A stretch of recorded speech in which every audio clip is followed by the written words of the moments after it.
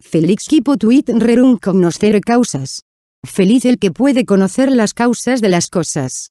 Virgilio, la bomba ha estallado. ¿Qué bomba? Pregunté. La bomba psíquica, la bomba maestra. Estalla y nadie se da cuenta. Destruye corazones, almas y mentes, y deja intactos los cuerpos y las neveras. James Baldwin. Un acercamiento desde la física cuántica al espiritismo y a la transmisión de la energía psíquica. Vivimos en un mundo donde no siempre sabemos qué está causando las cosas. Influencias invisibles afectan nuestro destino, modifican nuestro pensamiento, como si fuéramos parte de un cerebro del tamaño del universo. En el mundo en el que vivimos la mayoría de las veces no sabemos qué es lo que causa las cosas. Aunque la física clásica sostiene que el universo es una especie de máquina concatenada en la cual las mismas causas tendrán siempre los mismos efectos y en el que si sabemos un estado inicial podemos predecir prácticamente todos los estados futuros dentro de un sistema, nuestra vida psíquica y espiritual, y las cosas con las que nos encontramos no son tan fáciles de insertar dentro de este esquema. En el poema Alguien, Jorge Luis Borges escribe: puede sentir de pronto, al cruzar la calle, una misteriosa felicidad que no viene del lado de la esperanza sino de una antigua inocencia, de su propia raíz o de un Dios disperso.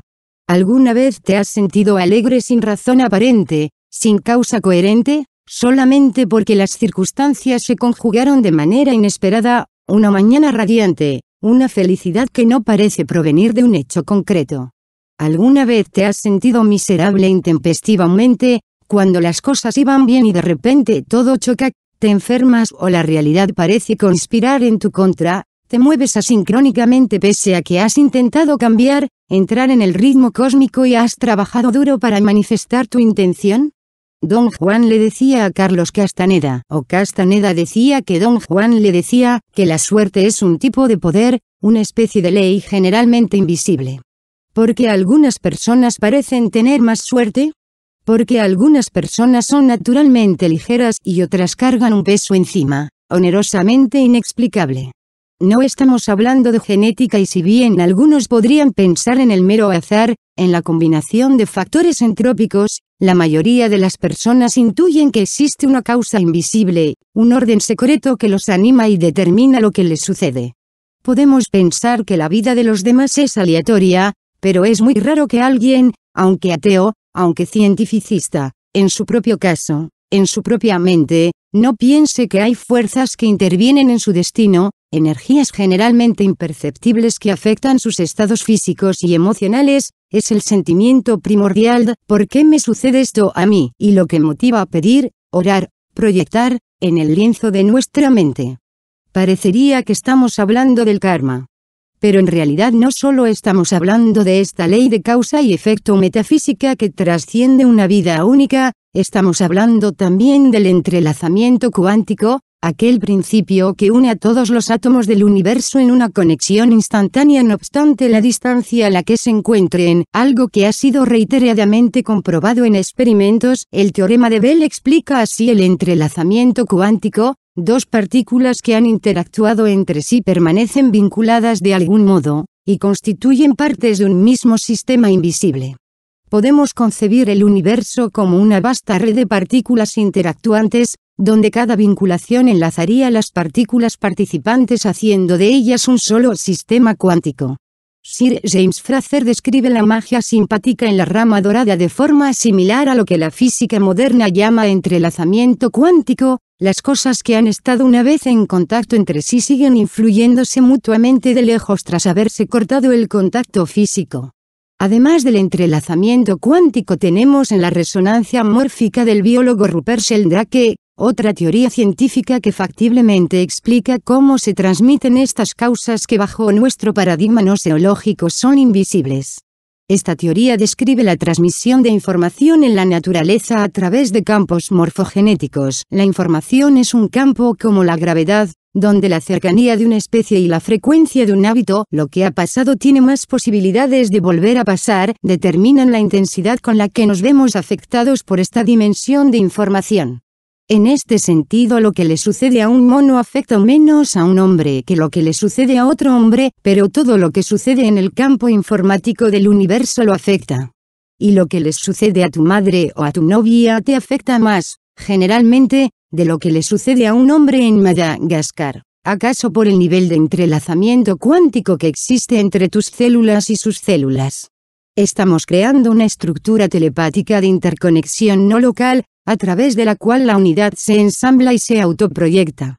El mismo Don Juan en alguna ocasión le dice a Castaneda, el Casanova del New Age, que tiene que cortar los lazos que tiene con las mujeres con las que ha tenido sexo, ya que su cuerpo energético está horadado por filamentos que permanecen unidos y siguen intercambiando energía, en la mayoría de los casos drenándolo. Para hacer esto tiene que hacer lo que se llama recapitular, lo que de alguna forma desmadeja la red energética de su pasado. Quien haya visto la película Donnie Darko recordará que, en la noche del fin del mundo, el héroe duerme con la dulce Gretchen y en el éxtasis del amor se percibe una especie de filamento de plasma iridiscente que sale de su plexo solar y que lo conecta con las demás cosas materializando su intención. Imagina estos filamentos exponencialmente conectándote con todo el mundo, especialmente con las personas con las que más cerca has estado o sobre las que más piensas, pero también con las que te piensan, las penas rodantes, las piedras espirituales. Y este filamento podría ser también una especie de conducto o cordón umbilical de psiquismo, lo que en el budismo se llaman tulpas, como uno de esos adminículos con los que los doctores llenan de drogas los cuerpos de los convalecientes. Ahora trata de calibrar lo que se está transmitiendo, lo que te está transmitiendo el mundo, las personas que amaste, las personas a las que heriste, y lo que tú le estás transmitiendo al mundo, en qué piensas todos los días, que emanas al cosmos. Tal vez esto podría ayudar a explicar por qué te sientes de tal forma o por qué encuentras obstáculos invisibles, por qué el universo no conspira a tu favor o por qué el universo sí conspira a tu favor. Hace unos días me visitó un amigo y platicando, viendo el horizonte industrial de la Ciudad de México, la Embajada de Israel con sus hexaedros de cristal en la cúpula y las jacarandas como una enredadera con la parte invisible del cielo, me contó una historia que ha motivado este artículo. Una señora en su edificio es golpeada por su esposo y obligada a quedarse en casa. El esposo trabaja en una corporación, un cargo de poca monta, pero intenta ascender. Por otra parte también administra una serie de negocios. Pero pese a todo su empeño, en el trabajo lo tratan como un esclavo y lo desdeñan. En su negocio todo fracasa, cualquier tentativa resulta malhadada. Mi amigo me confía que, según él, esto sucede porque la mujer lo está saboteando energéticamente, su espíritu dispara una especie de arma a distancia que permanentemente lo mitiga, lo vampirea. Y ella no lo sabe, es un mecanismo de defensa inconsciente, quizás también un antiguo pleito de almas. ¿Tiene Miles amigo un preclaro discernimiento o es solo un caso de cautivadora paranoia? Me parece que al menos en algún plano, esto en menor o mayor medida está sucediendo permanentemente.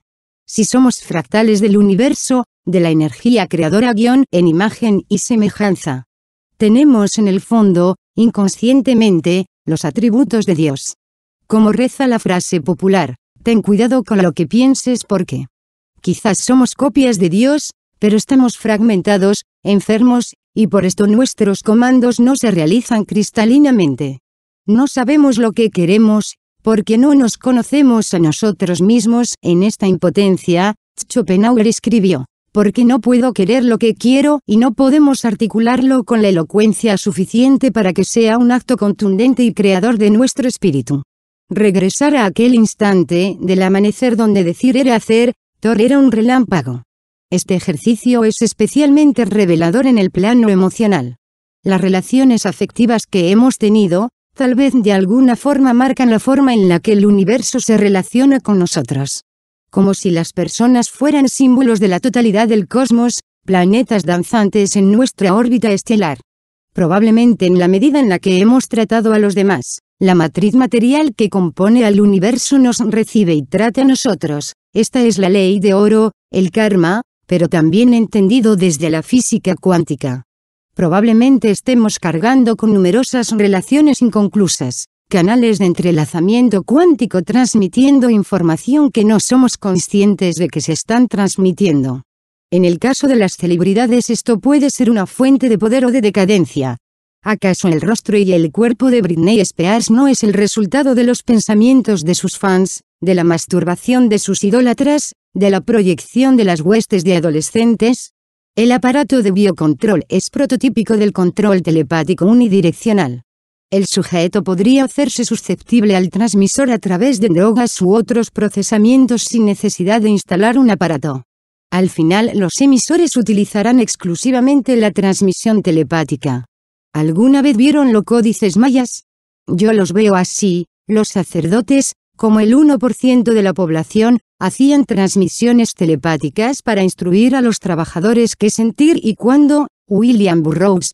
En la moderna teoría de la conspiración se habla de una raza extraterrestre y de seres que controlan a la humanidad y se alimentan del miedo y de las bajas vibraciones de las personas. Una especie de incubos que asedian nuestra mente. Versiones del vampirismo. Versiones del diablo. La bestia que busca, fomenta y se alimenta de nuestro pecado, o en palabras de Gurdjieff, todo aquello que no contribuye a la evolución. Vibraciones bajas, comida de parásitos caídos del cielo. En el gnosticismo se habla de los arcontes, controladores de este sistema planetario similares a los agentes de la película de Matrix, que proyectan una sofisticada simulación holográfica. También se habla de maestros ascendidos, o bodhisattvas, y de extraterrestres luminosos que supuestamente emanan vibraciones que nos empujan a evolucionar. Estaríamos entonces no solo batallando y librando una guerra energética en esta realidad, sino en diferentes planos. Recibiendo del éter diferentes programas que afectan el instante de nuestra mente, nuestro aquí y ahora, oscilando también en regiones invisibles de la geometría hiperdimensional del espacio-tiempo. Aunque esto solamente sea una madeja mitológica pletórica de símbolos, poco importa si es real o no, pero sugiere con gran fuerza que existe una transmisión y una interacción con este juego de códigos alucinatorios y emanaciones simbólicas. También es posible que nuestro propio espíritu, en su esencia ubicua, se esté intentando comunicar con nosotros y esté transmitiendo data psíquica vital. Quizás nuestra familia energética también esté transmitiendo data por el río secreto de Akasha. Ella cuyo rostro se olvidó al caer en un planeta y se recuerda en la faz de las estrellas. El ruido de los pensamientos de los demás como una gran máquina debajo de las cosas. Y la música de las esferas más lejos, con su coro de ángeles.